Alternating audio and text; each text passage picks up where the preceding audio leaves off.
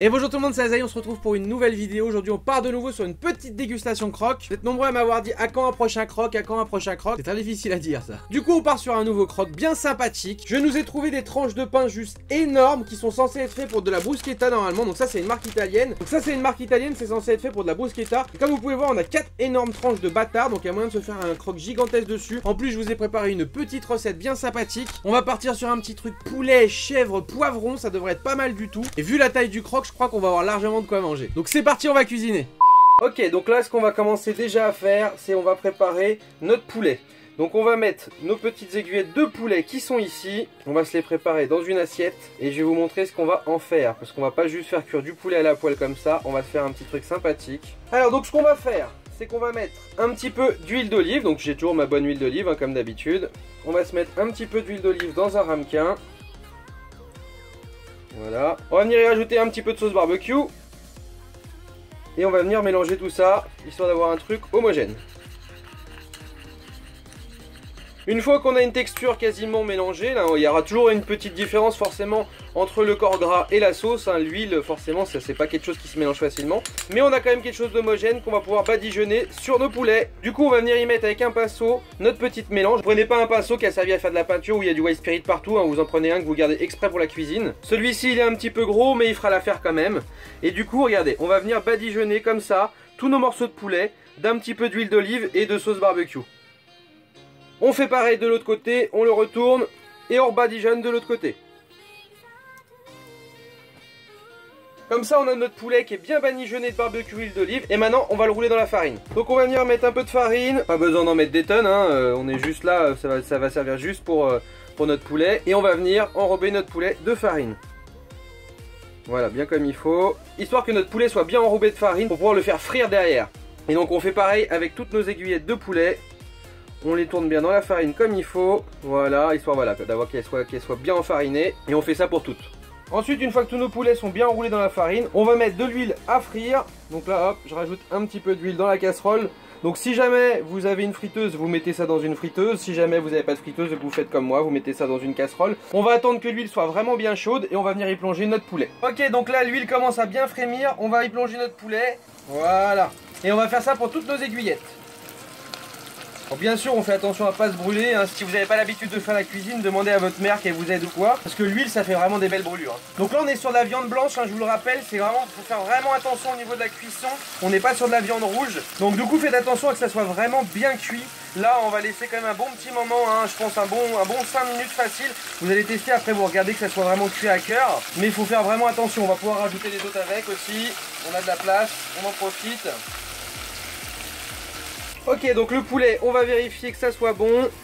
Et en effet, regardez au niveau de la cuisson dedans, on est bien cuit à cœur et à l'extérieur, on est bien doré, c'est ce qu'on voulait pour notre poulet. Du coup, on va sortir tous nos morceaux d'aiguillettes.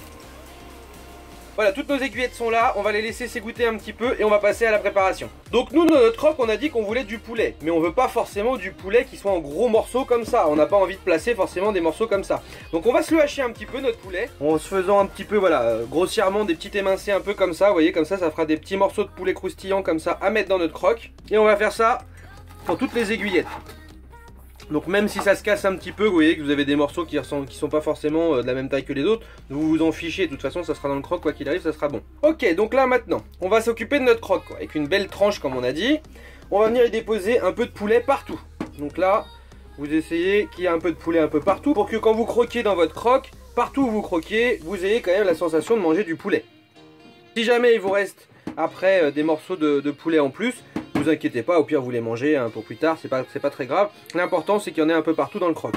Voilà, notre tranche de croque, elle est remplie. On va venir y déposer notre chèvre maintenant. Donc on va venir couper des belles tranches qu'on va venir déposer partout. Donc là j'utilise une petite bûche de chèvre soignon. Alors oui, il y en a certains dans les commentaires qui disent oh my god, sacrilège, je vais manger de la bûche de chèvre. Alors je connais pas vos salaires les potes, mais moi personnellement le bon chèvre que je vais acheter au marché, je le garde pour manger moi, je le mets pas dans un croque. Par contre, la bûche de chèvre ou d'autres types de chèvres de ce genre là sont adaptés à la cuisine. Donc on va venir se couper des belles tranches. Voilà, qu'on va venir se déposer tout le long comme ça.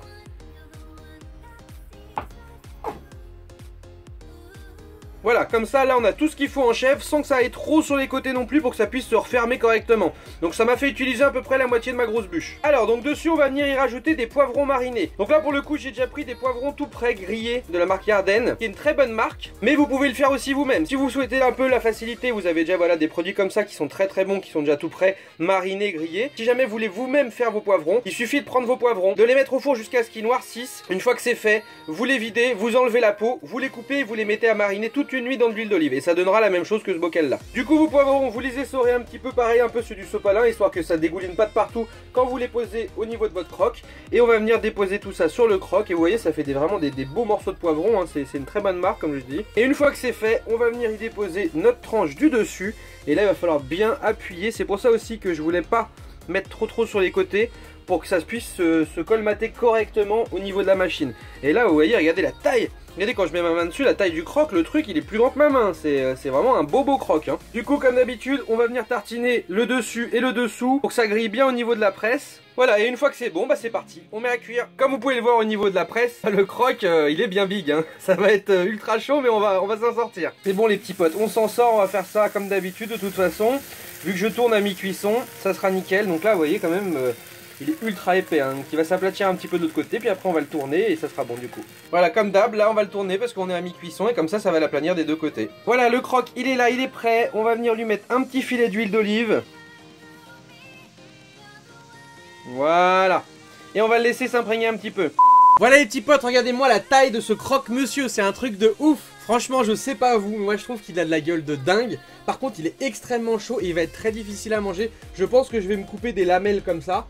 Comme ça, ce sera plus facile à manger parce que ce truc-là, pour le soulever, ça va être quelque chose de très dur sans qu'il se pète la gueule. On va quand même essayer de se faire un croc dedans, histoire de dire, voilà. Extrêmement chaud. Allez, je vais couper la petite tranchasse parce que sinon... ça va être trop dur à manger. Alors c'est vrai que maintenant que j'y pense, je me dis j'espère qu'il va pas être trop fade. C'est vrai que le chef c'est bon en goût, mais en fait peut-être rajouter un petit peu de choses. Je sais ce que je peux rajouter aussi. Je peux rajouter peut-être un petit peu de miel aussi si jamais je trouve un petit peu fade. Parce que chèvre miel, il n'y a pas photo, c'est la vie. Donc voilà, on va se manger des petites tranches par petites tranches. Ça sera plus simple à avaler. Je sais que vous, gentils comme vous êtes, vous auriez préféré que je prenne le gros truc et qu'il s'éclate dans mes mains. Mais bon, je vais quand même prendre des petites tranches par petites tranches, ce sera plus simple. Bah honnêtement il est vraiment pas mal, mais voilà, comme j'avais peur un petit peu, il est un petit peu fade je trouve. Le pain par contre franchement il est pas mal, hein. Forcément on n'est pas sur la qualité du pain de campagne maison, mais on est quand même sur un bon pain. Bah non franchement il se mange bien. Regardez voir quand même un petit peu l'intérieur comme il est bien garni. Ça a de la gueule moi je trouve quand même, hein. Allez on va se recouper une petite tranchette là. Celle-là en plus il a l'air d'avoir v'là le chèvre dedans, on va bien se cramer la gueule. J'ai réussi à ouvrir mon croque-monsieur et je vais rajouter un petit peu de miel dedans le temps que ça refroidisse. Alors pour rajouter dedans, prenez pas du miel épais sinon vous allez galérer, vous allez éclater toute votre garniture. Prenez un petit miel liquide comme ça ira très bien. Mettez-en pas de trop parce que sinon avec la chaleur ça va avoir tendance à couler, vous allez vous en foutre partout. Et même en ayant mis très peu, je pense que ça va quand même couler partout. Et puis du coup je pense que ce petit miel ça va justement raviver un petit peu le manque de peps du croque, même s'il était très bon sang. C'est vrai que bah, le côté chèvre miel, il n'y a pas photo, c'est trop bon. Allez, nouvelle petite tranchette. Regardez voir comme on est bien garni quand même. Là on est sur du bon croque bien épais, hein. Ouais, le petit miel ça change la vie. Bah honnêtement ce petit poivron de Yarden il est pas mal, hein. Il est bon au goût, il se tient bien, c'est vraiment pas mal du tout, hein. Après comme je vous ai dit, si vous voulez faire votre poivron vous-même et pas acheter du tout prêt, c'est comme pour les bruschettas poivrons. Vous prenez votre poivron, vous le mettez au four jusqu'à ce qu'il devienne noir. Une fois qu'il est noir, vous le sortez, vous le videz, vous enlevez la peau, vous le découpez. Vous le mettez à mariner pendant minimum une nuit dans de l'huile d'olive. Et le lendemain, vous allez pouvoir en servir soit pour des bruschettas, soit voilà, pour mettre dans un croque. Même à l'apéro, hein, c'est très bon le poivron mariné. C'est sûr que par contre, quand on le fait nous-mêmes, bah, au-dessus niveau qualité que du tout prêt, hein. Il y a une putain de mouche, elle veut bouffer mon croque. Oh, franchement il se mange super bien. Et le poulet il est bon croustillant comme ça. C'est pas juste voilà du poulet qu'on a passé à la poêle. Là c'est le fait de l'avoir fait frit, c'est bon quoi. On sent quand même en plus sur le poulet cette petite note de barbecue dessus. Donc c'est vraiment très bon. Bon encore une petite tranchette de fini, hein. Bon allez on s'en recoupe une, hein. On va pas rester là-dessus parce que franchement il déchire, hein, ce petit croque, hein. Petit coin là comme ça là. tout cas, je suis vraiment content de ce pain parce que j'avais peur qu'il soit trop sec. Tu manges avec du bon pain de campagne ou de la bonne boule de pain. Repasser pour faire des croques sur du pain que t'achètes en industriel, c'est moins top. Même si c'était Indus, ça tu voyais quand même que c'était quelque chose un petit peu de qualité. C'était un truc, voilà, une marque italienne pour des belles bruschettas. Donc voilà, j'étais mitigé, mais au final, c'est pas mal. Qu'est-ce que t'as, toi, mon pépère? Toi aussi, tu veux du croque-monsieur? Je vais te donner un petit bout de poulet. C'est bon ça, hein. Oh là là, t'en veux d'autres, hein. Oh là là là là, t'en veux d'autres, là, t'es content, hein. Non, mais venu, hein. Pas ouf quand même, hein. Si j'écoute, il bouffe tout mon croque, hein. Ouais, le petit miel, c'est vraiment, ça change vraiment tout. Bon, petite tranchette qui se finit bien encore, hein. Bon là j'ai tapé dedans tout seul, mais quand vous faites cette recette là, limite le mieux, vous le coupez en deux, à côté de ça vous mettez une petite salade et ça vous fait vraiment un petit plat pour deux qui est vraiment top. Et vous avez vu, c'est pas bien compliqué à faire, hein, de toute façon. Bon, on l'a bien attaqué quand même, il reste plus que ça, il reste quand même une bonne portion, mais par rapport à la quantité qu'il y avait au début, on l'a quand même bien défoncé. Bah franchement c'était une bonne petite recette. Donc voilà les petits potes, dites-moi dans les commentaires ce que vous avez pensé de cette petite recette. Dites-moi si vous avez des idées pour d'autres croques à venir. Moi de mon côté, vous inquiétez pas, j'ai des petites recettes sympathiques, que ce soit en croque ou en autres, qui vont arriver. Aussi du sucré, parce qu'on me demande aussi du sucré. Pensez à me suivre sur les réseaux sociaux, que ce soit sur Insta, sur Twitter ou à venir nous rejoindre sur Discord, on est de plus en plus. Lâchez un maximum de pouces si cette vidéo vous a plu, puis nous on se retrouve très bientôt sur des lives ou des vidéos. Ciao ciao tout le monde.